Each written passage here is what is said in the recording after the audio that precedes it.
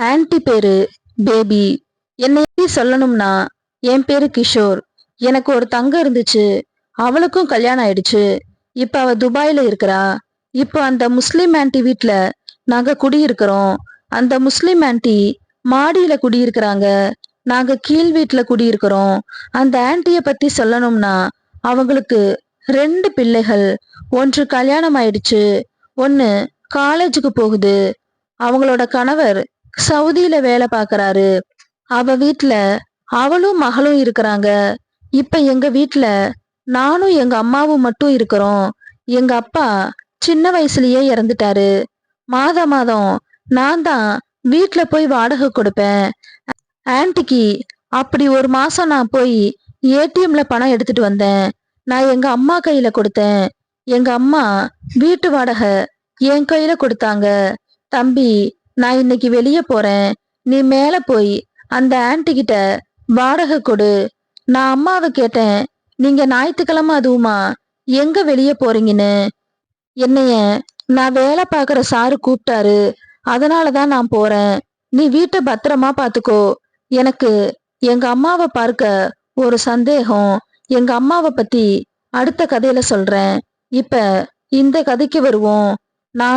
நான் வீட்டு வாடகைய கொடுக்க மாடிக்கு போனேன்.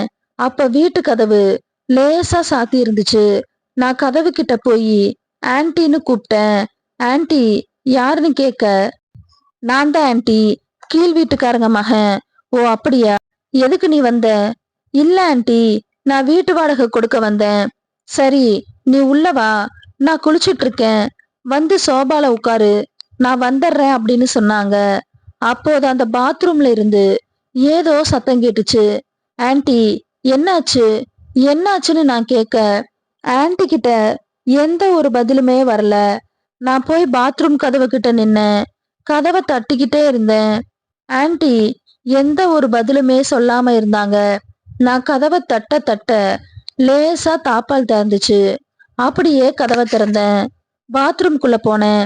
நான் உள்ள போனவுடனே என்ன ஆன்ட்டி சத்தம் கேட்டுச்சுன்னு கேட்டேன். அது ஒண்ணும் இல்ல அப்படின்னு சொன்னாங்க. அதான் இப்படி செய்யறேன். சரி, ஒன்னும் ஆகலைல ஆன்ட்டி அப்படின்னு கேட்டேன். சரி, நான் வெளியே போக பார்த்தேன்.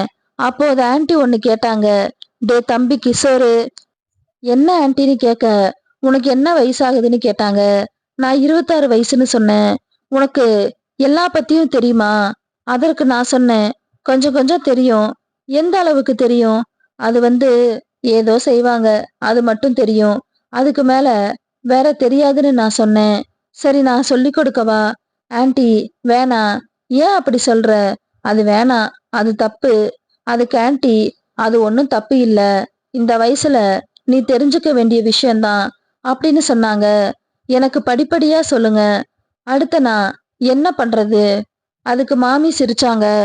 அடுத்து என்ன பண்றதுன்னு கேட்டேன். அதுதாண்டா மெயினே.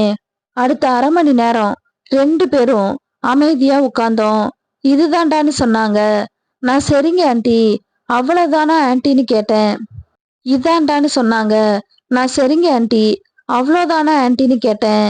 இன்னைக்கு இது போதும், நாளைக்கு மீதி ஆரம்பிப்போம்.